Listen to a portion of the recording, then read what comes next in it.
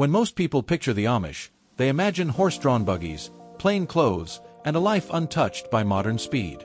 But there is one Amish tradition that stops even outsiders in their tracks. A building rises out of an empty field in a matter of hours. Hundreds of hands move with almost no wasted motion. No one is chasing personal credit. No one is billing by the hour. And yet, by the end of the day, a family has something that would take many of us weeks: contracts, loans, and anxious phone calls to replace. And that is why a barn raising matters. Because an Amish barn raising is not just about carpentry. It is a public display of something far more powerful. A community that can still mobilize itself, feed itself, finance itself, and carry one another through crisis without turning every problem into a transaction. In a world built around individual success, the Amish barn raising shows a very different kind of strength. Not the power of wealth. Not the power of machines.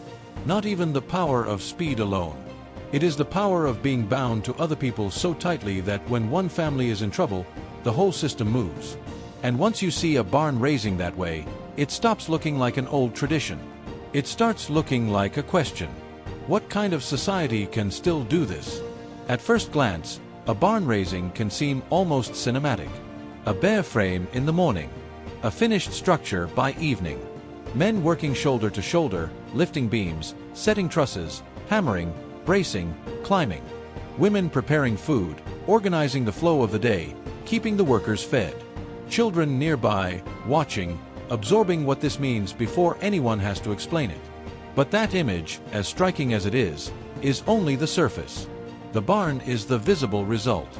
The real construction began long before anyone showed up with tools. It began in planning, in trust, in shared expectations, in the quiet certainty that when the call goes out, people will come. That is the first clue to what a barn raising really reveals.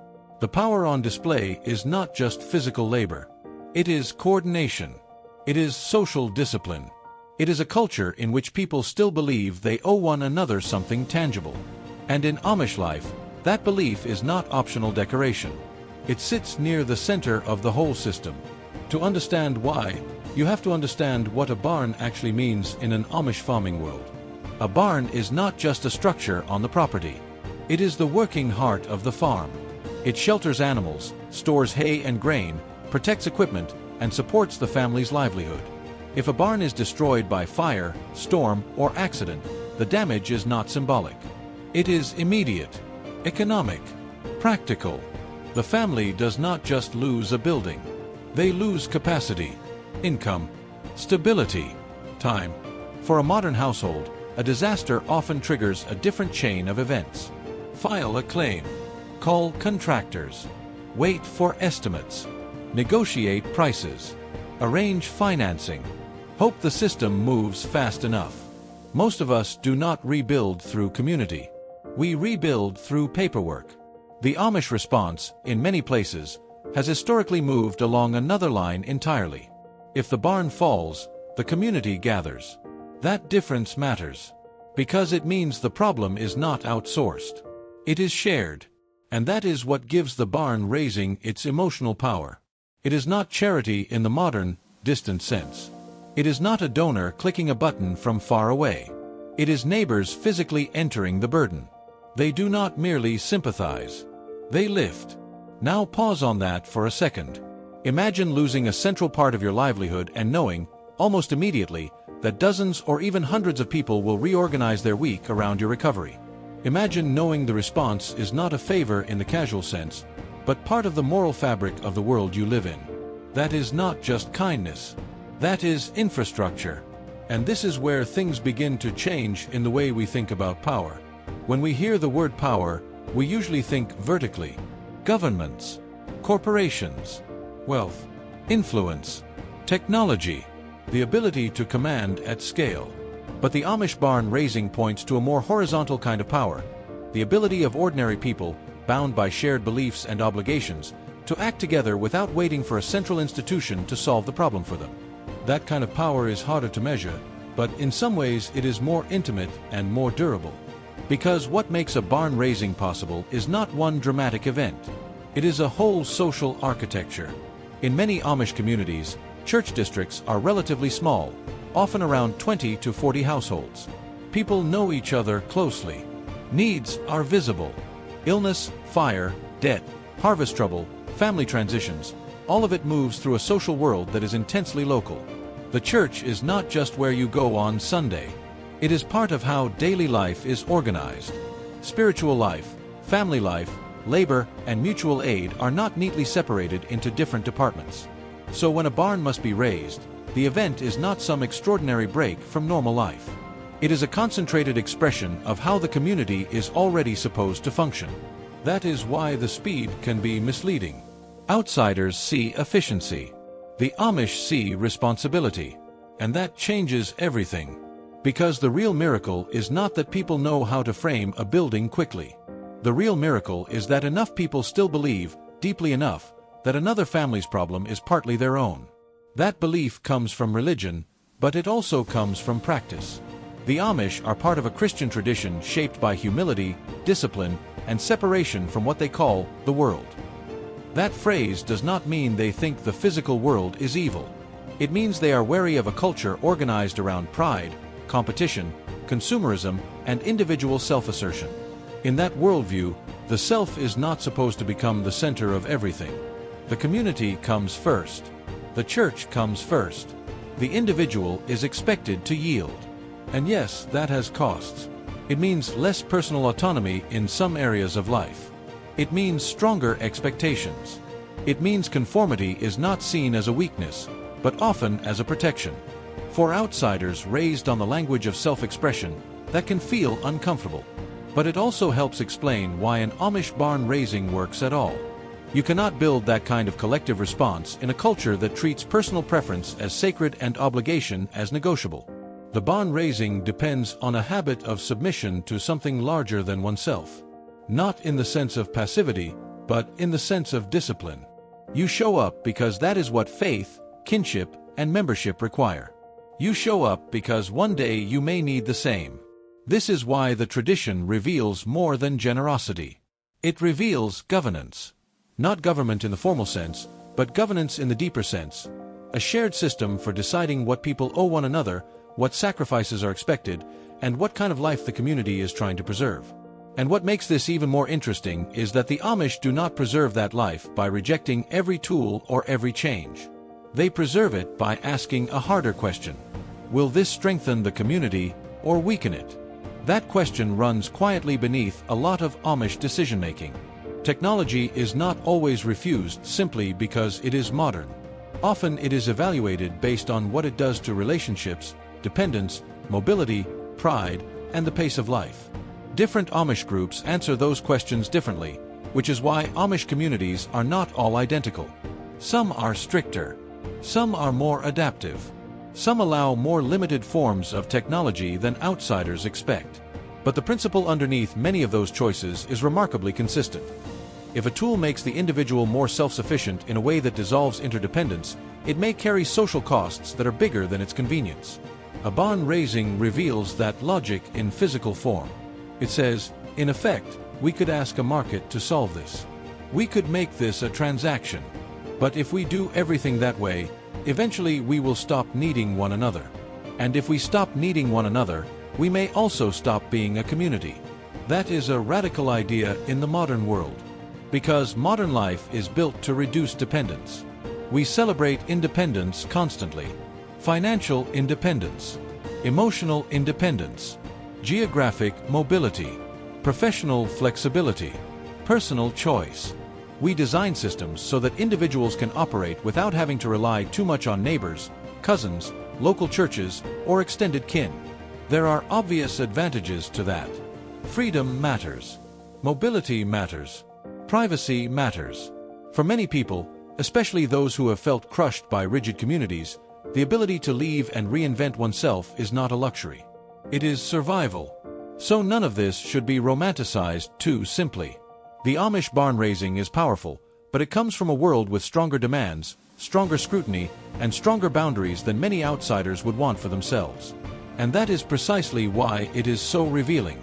It forces us to admit that the things modern life weakens, obligation, continuity, dependence, local memory, are often the same things that make rapid communal action possible. You do not get a barn raising without a thick web of expectations. And the Amish web goes far beyond construction. In many Amish communities, mutual aid also shapes how major medical bills are handled. Rather than depending fully on commercial insurance, families and church districts often rely on systems of free will donations, alms, local collections, and wider community fundraising. Deacons may help organize support. Bills may be negotiated. Auctions may be held. The details vary, but the principle is familiar. Burdens are shared. So the barn raising is not an isolated tradition frozen in the past. It is the visible edge of a much larger moral economy. The same logic that puts a roof over a family's livestock can also help cover hospital costs, harvest a neighbor's crops after an injury, move a family into a new home, or repair damage after a fire. In other words, the barn raising is memorable because you can see it. But the same kind of community power is operating in quieter ways all the time. That matters because it changes the meaning of the event. The raising is not a performance for outsiders. It is an honest expression of an everyday social reality. And yet, there is another layer people often miss. The visible image of an Amish barn raising usually focuses on men lifting beams. That is understandable. It is dramatic. It photographs well. It feels iconic. But the event does not happen because male labor appears in a field. It happens because an entire community is organized around support. Meals have to be planned and prepared. Children are cared for. Work rhythms are coordinated. Social obligations are managed. The emotional atmosphere of the day, the hospitality, the steadiness, the sense that the family in need is being carried and not merely assisted, depends on forms of labor that are less likely to make headlines. So if we are really asking what a barn raising reveals, the answer is not simply male teamwork or old-fashioned craftsmanship. It reveals a whole ecosystem of visible and invisible roles. The barn goes up because the community already knows how to move as one body. And that may be the most foreign part for modern viewers. We are used to specialization without shared belonging. The Amish, by contrast, often preserve belonging first, then distribute work through it. Here is another thing outsiders often misunderstand. The speed of a barn raising can look almost magical, but it is not spontaneous in the casual sense. It is prepared. Materials are organized. Responsibilities are understood. Experience matters. People arrive with practical knowledge, not just goodwill. Many have done this before. They know where to stand, when to brace, how to lift, how to move without creating confusion. The event has rhythm because the community has memory. That rhythm itself is a form of power. Not flashy power, not disruptive power, but stored power. The kind that builds up when a people repeat useful habits across generations. And this is where the Amish often unsettle the rest of us. Because the barn raising asks a question modern society is not always comfortable answering. What can your community actually do, on short notice, with its own hands? Not what can it purchase. Not what can it outsource. Not what app can connect you to a service provider. What can your people do together if someone's life suddenly falls apart? For many of us, the honest answer is, not much. We may have caring friends. We may have followers. We may have contacts. But contacts are not the same as community. Awareness is not the same as obligation. Good intentions are not the same as organized response. The Amish barn raising exposes that difference with almost uncomfortable clarity. Because in that field, social capital becomes visible. Trust becomes visible. Shared belief becomes visible. Even limits become visible. And there are limits. Not every Amish family farms. Not every community practices every tradition in exactly the same way. As Amish life changes, with more people working in trades, shops, and small businesses, the classic image of the farm-centered barn raising is less universally representative than it once was. New economic pressures, rising land prices, and changing forms of work all affect how often these events happen and what they look like. Some buildings are different now. Some methods are adapted. Some communities are more integrated with wider markets than outsiders assume. But that was only part of the story. Because the deeper significance of the barn raising does not disappear when circumstances evolve. If anything, it becomes more interesting. It shows how tradition survives not by staying frozen, but by protecting certain core priorities while adjusting the surface. The form may shift. The principle remains. Shared labor, shared burden, shared limits, shared identity. That is why the image still carries so much weight. Not because it is quaint, but because it answers a modern fear many people can barely articulate. The fear that when real hardship comes, we may discover how alone we actually are. An Amish barn raising offers the opposite image. It says, "You are not alone because you were never meant to be." Of course, that security comes with an implicit contract. To be held by the community, you must also live under it. You accept norms. You accept scrutiny. You accept that your life is not entirely your private project. The same structure that supports you also shapes you. That tension is important. Without it, the story becomes sentimental. The Amish are not simply nice neighbors with superior work ethic. They belong to a disciplined religious society with its own rules, authorities, and internal pressures. Their community power is real, but it is inseparable from the costs of belonging. And maybe that is one reason the barn raising fascinates so many outsiders. It represents something many people miss, but are not sure they would fully choose. The warmth of obligation, the strength of local ties, the comfort of being known, the burden of being known, the security of interdependence, the limits placed on individual freedom. All of it is there, inside the frame of that barn. And then there is the emotional dimension. Think about what a barn raising means to the family at the center of it. Imagine standing there after a fire or some other loss, watching neighbors arrive in waves. Watching the emptiness of disaster turn into movement, noise, structure, food, conversation, and hope.